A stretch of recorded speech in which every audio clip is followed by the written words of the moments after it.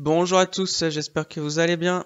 Donc aujourd'hui, vidéo d'analyse graphique sur différentes sociétés de différents secteurs d'activité qui me semblent intéressantes pour du court terme, voire aussi pour du long terme avec des bonnes zones d'accumulation que je vous montrerai. Bien sûr, on fera aussi le point sur le CAC 40 et de la semaine qui s'est écoulée. N'oubliez pas, comme d'habitude, mon Twitter, le lien est dans la description. Cette semaine, j'ai pas mis grand chose parce que le marché était un peu mou, à part Atos que je vous ai parlé la semaine dernière, où on est en train de faire la consolidation que j'attendais cette semaine. Donc à voir la semaine prochaine s'il y a une congestion qui se met en place pour essayer de rentrer une position sur Atos. Donc voilà, si vous voulez suivre ça, ça se passe sur Twitter. Bien sûr, déjà je vous remercie d'être de plus en plus nombreux sur ma chaîne YouTube. Donc n'hésitez pas à vous abonner, à partager, à activer la cloche des notifications pour ne louper aucune vidéo. Allez, on passe au sommaire. Alors on commencera par faire un gros point sur le CAC 40 et essayer de voir des scénarios pour la semaine prochaine. Ensuite, on verra Worldline, Saint-Gobain, Air France KLM et on finira par Sanofi et puis comme d'habitude une petite synthèse de tout ce qu'on aura vu précédemment. Bien sûr, je ne suis pas un conseiller financier. Mon avis dans cette vidéo ne représente pas un conseil d'investissement. Elle est juste réalisée à but pédagogique. Chaque investisseur doit avoir sa propre stratégie. Investir en bourse représente un risque. Vous êtes le seul responsable de vos achats et ventes d'actions. Donc on se retrouve comme d'habitude sur TradingView pour faire le point sur notre bon vieux CAC 40. Donc je suis en hebdomadaire pour voir un peu déjà rapidement ce qui s'est passé avant sur le CAC. Le crise Covid, le beau canal haussier qui s'est le plus haut de l'année début janvier. Ensuite on est parti à la baisse. Notre plus bas était en mars avec l'invasion de l'Ukraine. On a rebondi jusqu'à 6750. On est revenu vers les 5790 pour revenir après vers les 6557. Et pour le moment, notre plus bas de l'année, fin septembre, vers les 5688. Ce qui est intéressant, c'est, vous voyez ces bougies. Cette semaine de hausse sur le CAC 40. Je pense que c'est quand même très très rare. Quand on regarde en données hebdomadaires, c'est très rare d'avoir 7 bougies vertes d'affilée. Donc est-ce que fin de semaine prochaine on aura une 8e? Je ne sais pas, mais pour le moment on est à 7 semaines d'affilée du CAC, ça nous fait presque une augmentation à peu près de 17%. Donc c'est quand même énorme. Par contre, ce que je remarque, c'est cette semaine, on a une bougie un peu d'hésitation, on va dire une toupie.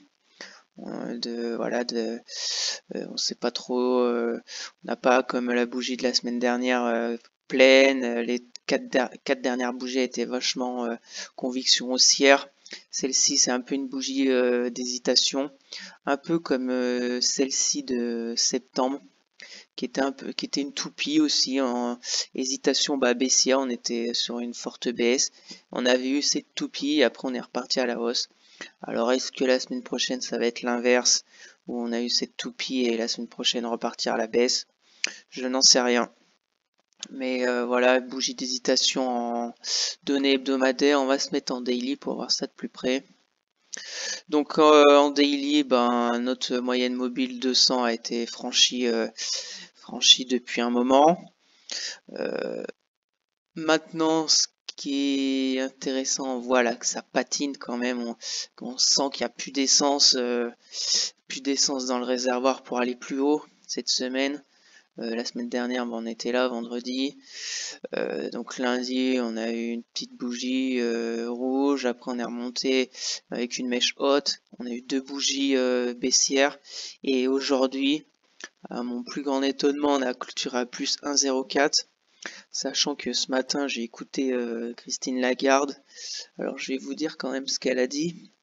Elle a dit l'inflation est beaucoup trop élevée en zone euro, le risque de récession s'est accru et il est peu probable qu'une récession fasse baisser l'inflation significativement.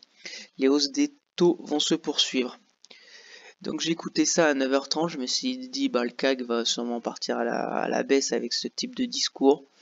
Mais non, au contraire, il est parti à la hausse.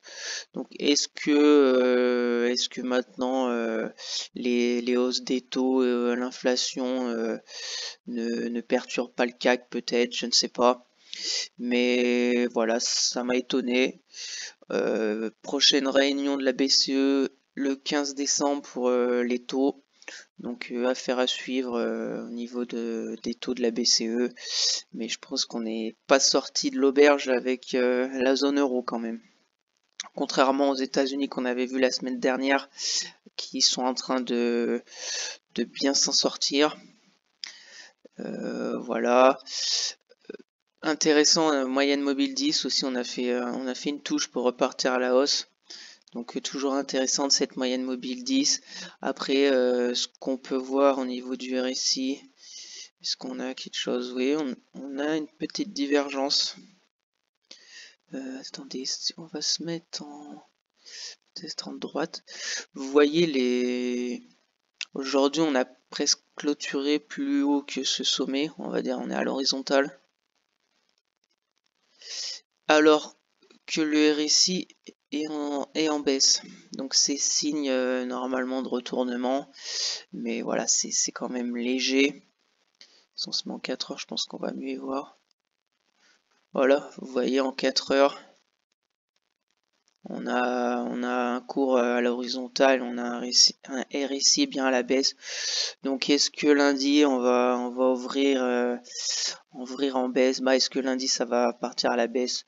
Je n'en sais rien, mais pour ma part, c'est tout à fait possible. Avec cette divergence plus la toupie, l'hésitation de cette semaine, faudra voir ça lundi matin. Après niveau à surveiller, bah déjà est-ce qu'on va voilà le bas du canal haussier, peut-être des prises de bénéfices pour retourner vers les 6537, affaire à suivre la semaine prochaine au niveau du CAC. Et puis après, ben si on retourne à la hausse, ben notre dernière résistance, ça sera vers les 6750. Notre plus haut qui date du 29 mars 2022. Donc on verra bien. Ce qui est fou, c'est que si on arrive ici, on sera qu'à... Si on arrive à 6700, on sera qu'à 8% de notre début d'année.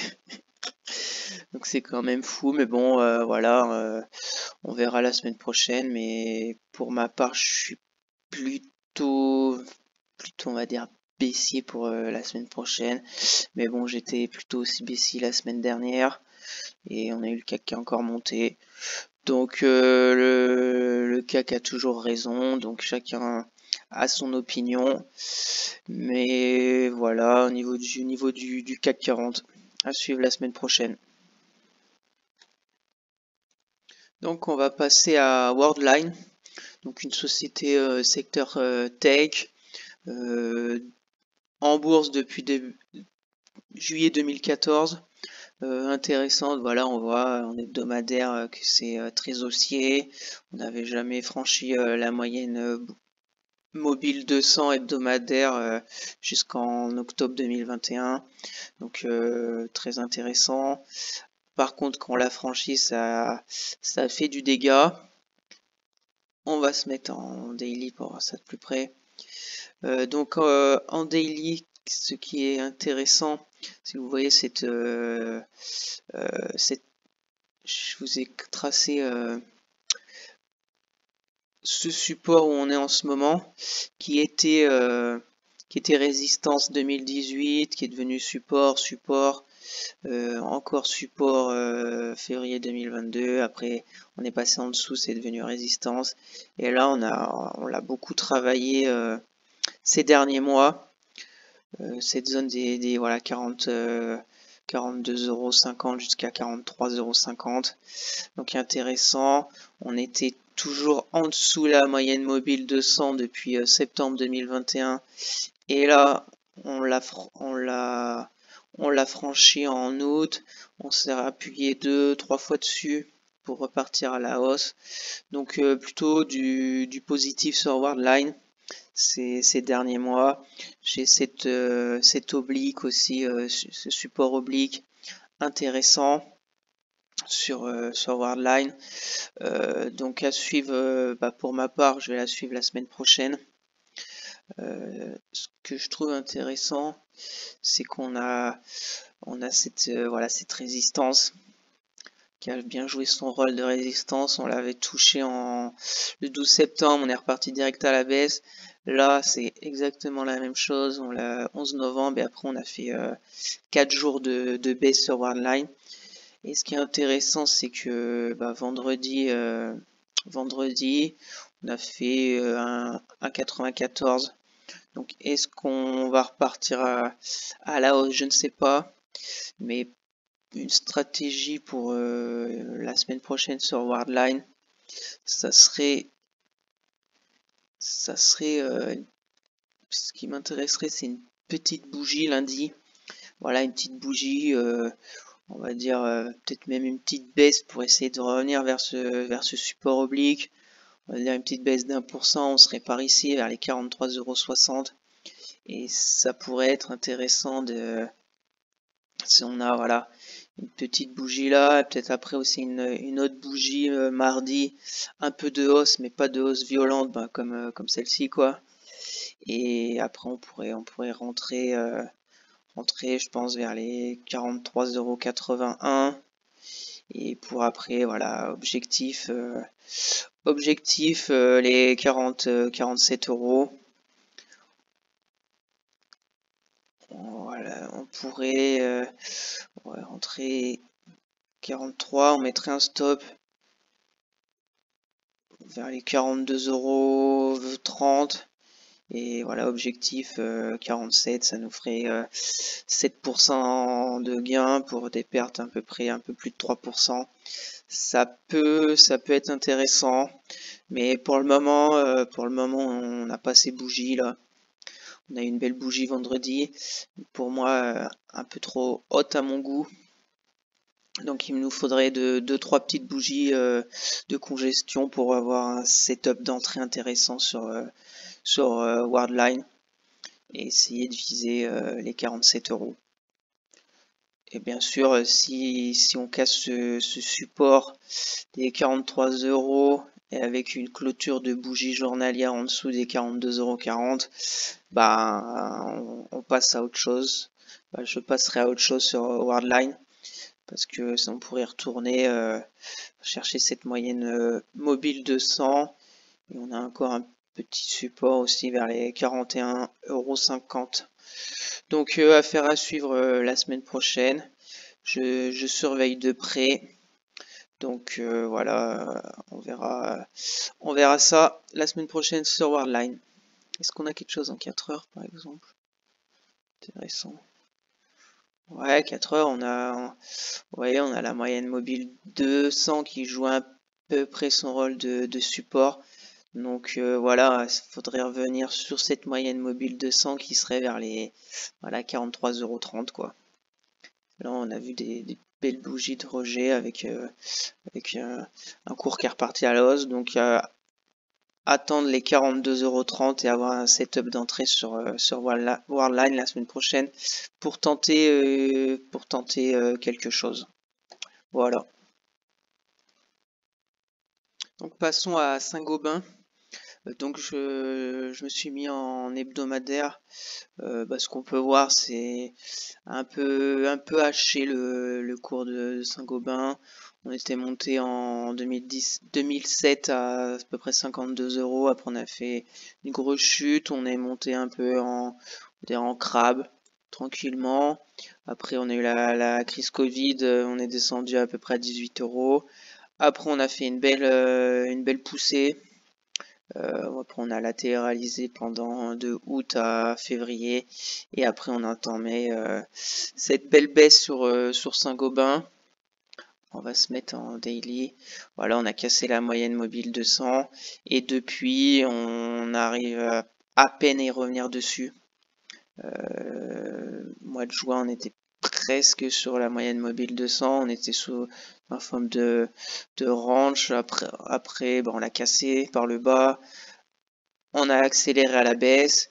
On est venu sur ce support des à peu près 40 €. Après, on a rebondi jusqu'à cette résistance des 46 €. Le support des 40 € a lâché pour retrouver cette zone de prix qui avait été pas mal travaillée dans le passé, voilà, qui était résistance support.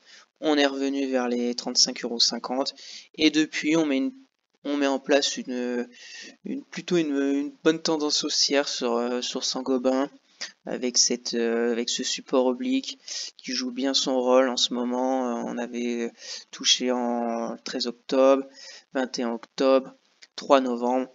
Donc pour la semaine prochaine, pour ma part, pour Saint-Gobain, ce que j'aimerais c'est un retour vers ce support.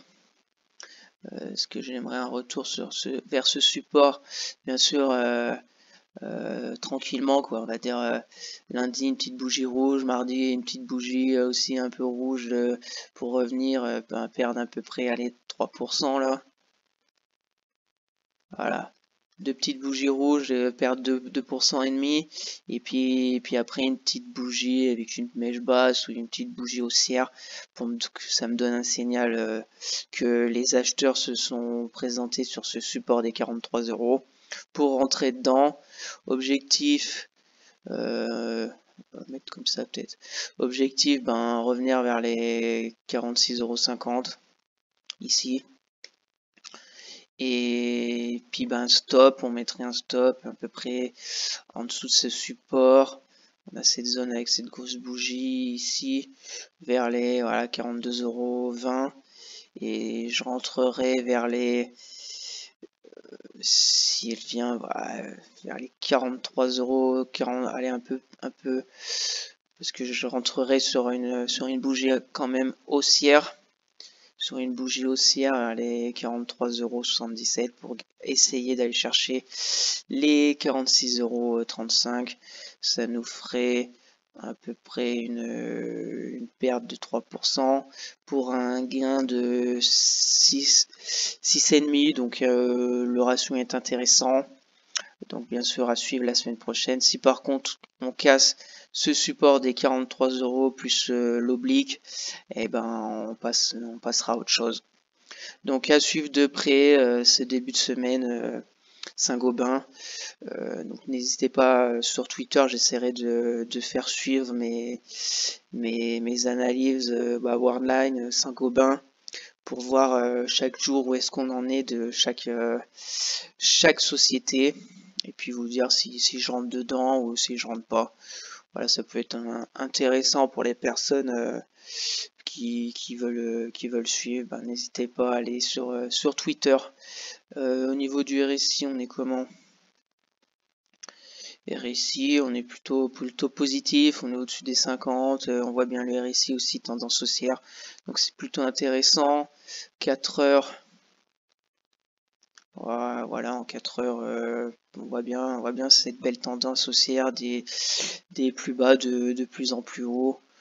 Donc voilà, vers 43,25 € à suivre la semaine prochaine, c'est elle y vient pour Saint-Gobain. Donc passons maintenant à Air France KLM. Donc je suis en weekly hebdomadaire pour voir quand même c'est pas joli Air France.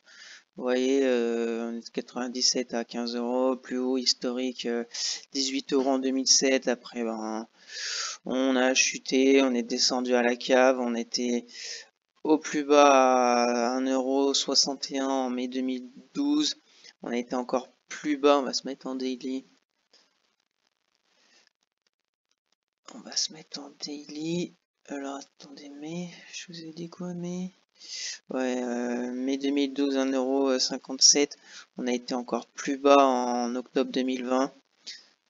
1,30 €. Et le plus bas historique d'Air France, c'est le 4 juillet, 1,08 €. Donc on est quand même très bas sur Air France. Donc les choses intéressantes sur Air France, on voit la moyenne mobile 200 qu'on n'arrive pas à franchir depuis un bon moment. Même si on passe au-dessus, mais ça nous rattrape vite à la baisse quand même. Sur Air France, on avait ce support des 1,56 € qui n'a pas fait long feu. On est descendu jusqu'à 1,08 €. Et là, ce qui est intéressant, c'est qu'on est remonté assez rapidement cette résistance 1,57 €. On s'est mis un peu en forme de range là. On voit en crac. Alors voilà, bien sûr, mon objectif pour la semaine prochaine sur Air France, c'est de tenir cette zone support oblique plus résistance des 1,20 € quoi. Donc pour là quand même c'est moins positif que ce qu'on avait vu précédemment, mais il peut y avoir déjà, on a un énorme gap là à aller combler. Donc pour les plus on va dire les plus ardus au risque, si pour mon point de vue, c'est de voir la réaction de lundi d'Air France. On met un stop 1,89 € en dessous cette mèche basse à peu près, et puis objectif combler le gap déjà. Ça nous ferait 10% et perte un peu plus de 5%. Donc le ratio est intéressant, mais ça peut très vite partir à la baisse. Après, faut voir lundi les dernières bougies là, sont plutôt intéressantes. On a des mèches basses, pardon, qui représentent des acheteurs qui achètent quand on se rapproche d'un 1,22 €.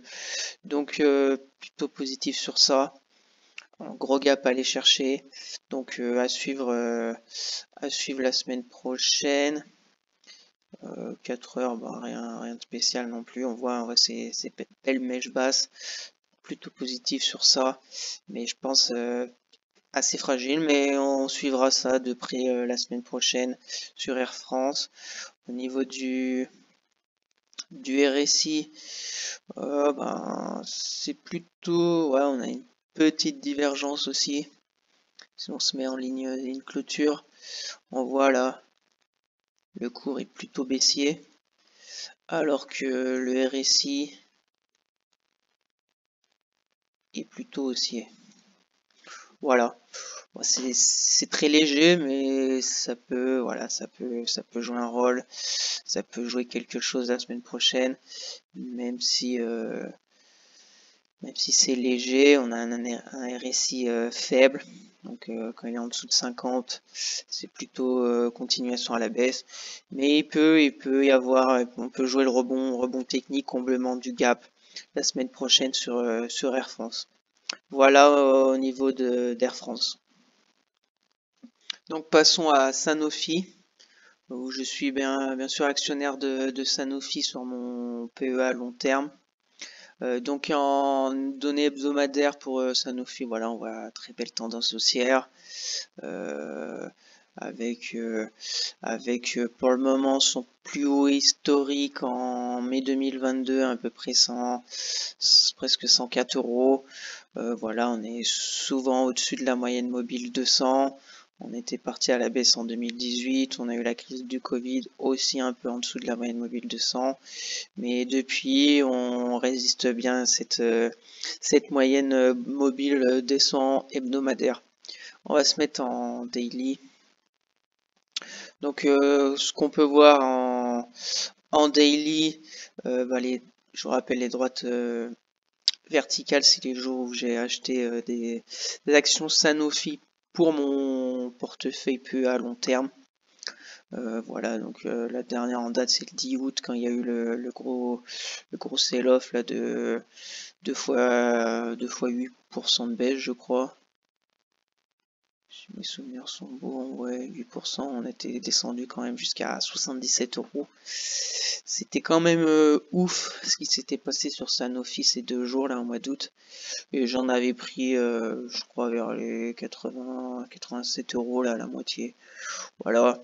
Je crois que au niveau je dois être avec le cours ici, j'en ai pris là, là et là. Je crois que je suis à peu près à l'équilibre sur Sanofi pour mon PEA long terme. Voilà ce que je voulais vous montrer sur Sanofi ces derniers jours. C'est cette résistance qui a bien joué son rôle de résistance des 80 à peu près 8 €. Vous voyez, zone de prix très travaillée, résistance 2020, résistance de août 2021, novembre 2021. Après on l'avait passé, mais on avait beaucoup peiné à remonter, à repartir à la hausse. On était après devenu support, on avait explosé à la hausse.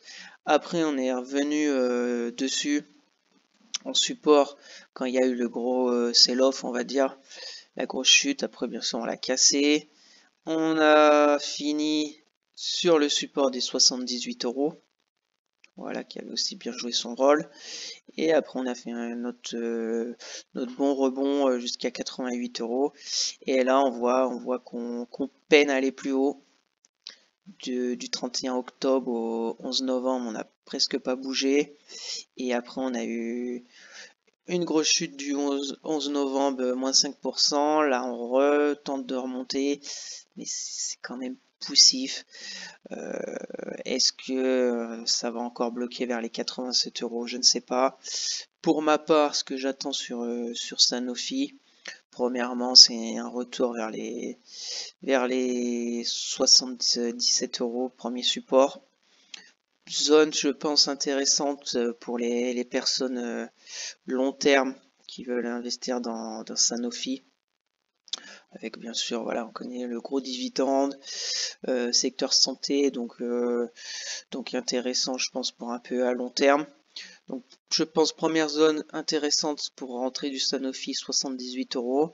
Et je vous ai tracé cette très longue ce très long support oblique. On va même se mettre en mois.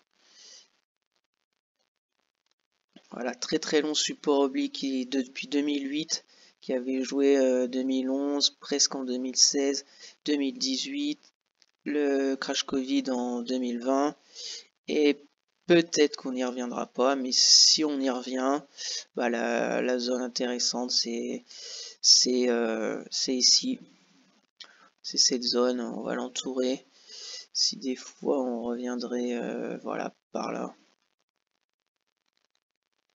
Voilà, cette zone des à peu près 74 € pourrait être aussi très intéressante pour rentrer du Sanofi, ou pour, comme ma part, me renforcer pour faire descendre mon PRU sur Sanofi. Donc première zone 78 €, deuxième zone 73 €.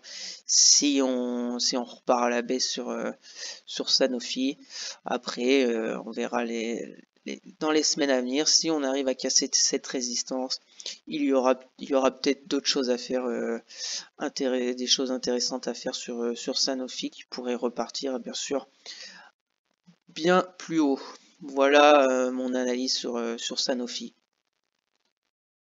Donc pour conclure cette vidéo et faire une petite synthèse de tout ce qu'on a vu, surtout au niveau du CAC 40, ce qu'il va falloir attendre la semaine prochaine, c'est est-ce qu'il va y avoir une petite respiration, une petite correction, des prises de bénéfices pour au moins aller jusqu'à la zone des 6530 points. Ça serait le point bas de notre bougie de jeudi dernier. Ça nous ferait arriver en bas du canal haussier, donc tout à fait possible. Si par contre on repart encore à la hausse, ben objectif ça sera la résistance des 6750. Donc à suivre de près la semaine prochaine au niveau du CAC 40. Et niveau macroéconomie, je pense pas qu'on ait grand chose de très intéressant la semaine prochaine. Mais voilà, n'oubliez pas d'aller voir le calendrier macroéconomie sur Internet. C'est toujours intéressant de voir tout ce qui se passe tous les jours, les réunions, la BCE, la Fed, le taux de chômage, etc. Je sais que tous les week-ends, je regarde ce qu'il y a de très intéressant. Là, j'ai regardé, il n'y a pas vraiment des choses très intéressantes, mais c'est toujours bien d'aller jeter un coup d'œil. Voilà, à suivre de près la semaine prochaine au niveau du CAC 40. Donc merci à tous d'avoir suivi cette vidéo. J'espère que ça vous plaît ce genre d'analyse graphique. Donc n'hésitez pas à vous abonner, à partager la chaîne, un petit like, ça fait toujours plaisir. Si vous avez des questions, n'hésitez pas à mettre un petit commentaire, je serai ravi de vous répondre. Pour les personnes intéressées par mon Twitter, le lien est dans la description où je mets pas mal d'analyses techniques aussi. Et puis à la prochaine pour de nouvelles vidéos. Allez, bye!